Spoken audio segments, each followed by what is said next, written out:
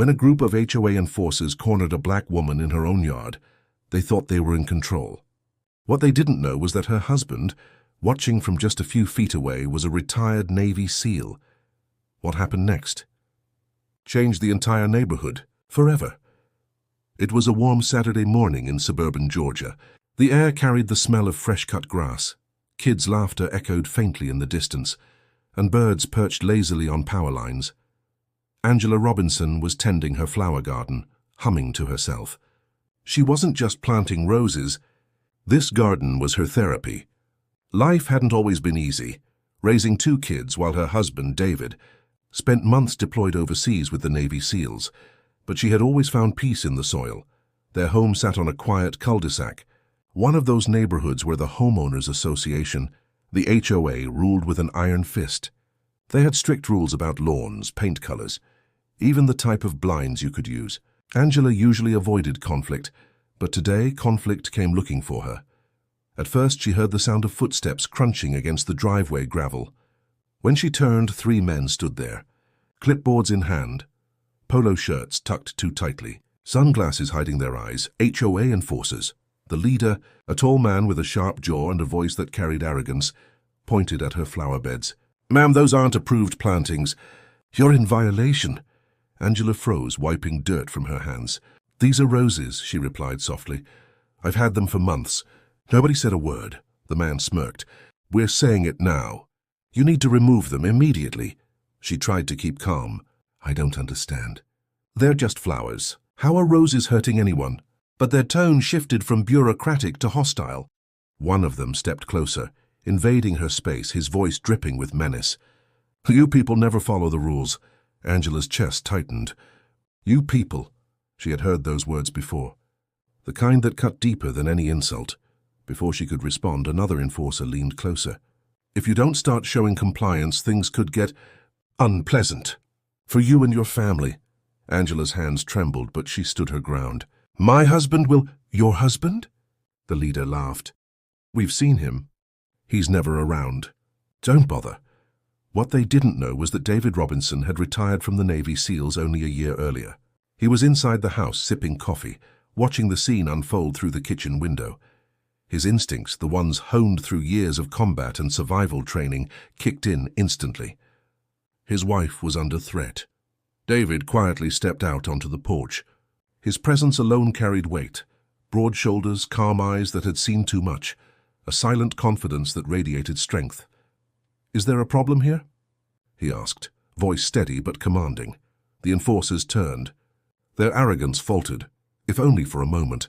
"Sir, we're addressing a violation. Nothing to concern yourself with."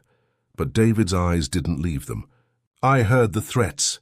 You stepped onto my property. You threatened my wife," the leader scoffed. "Or what, you gonna call the cops?"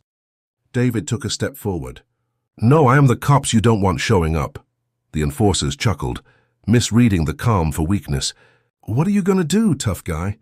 That was their mistake. David didn't lunge. He didn't raise his voice. Instead, he used something far more powerful, controlled silence. He walked down the steps, slow and deliberate. Each step made the men shift nervously, though they tried to hide it.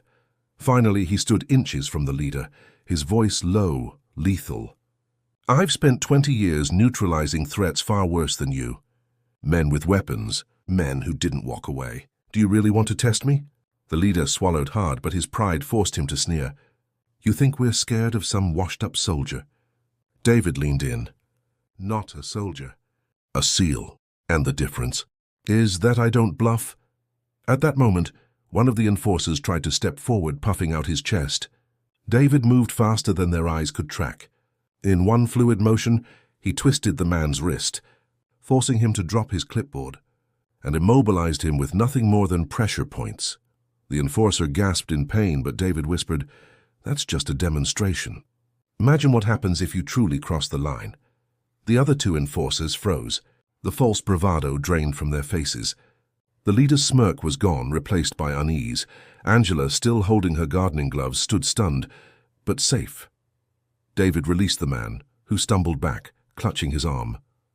Then he straightened his posture, looking at all 3. "You'll leave my wife alone. You'll leave my property." And if I hear one more word of harassment, the next call won't be to the HOA board. It'll be to the district attorney." The enforcers shuffled backward, muttering excuses before retreating down the street. Angela ran into David's arms, tears welling in her eyes. "I was so scared," she whispered. He kissed her forehead. "You don't ever have to be. Not while I'm here." Word spread quickly through the neighborhood. Some neighbors, long intimidated by the HOA's heavy-handed tactics, began speaking up. Others shared their own stories of harassment. The HOA board, under pressure, launched an internal investigation. The 3 enforcers were dismissed, their reputations shattered, and the roses, they stayed, blooming brighter than ever, a symbol of resilience. Months later, a neighbor knocked on their door. A young single mother, tears in her eyes, holding an HOA violation notice. "They're targeting me now," she said softly. David looked at Angela. She smiled knowingly. This wasn't just their fight anymore. It was about standing up, for everyone. David stepped onto the porch, this time not as a Navy SEAL, not as a husband, but as a protector of the whole community. Because sometimes the real battle isn't overseas. It's right in your own backyard. HOA enforcers thought they could bully a family into submission. What they didn't expect was that this family had a warrior watching over them. If you believe no one should be harassed in their own home, share this story, because sometimes the smallest stand plants the strongest roots.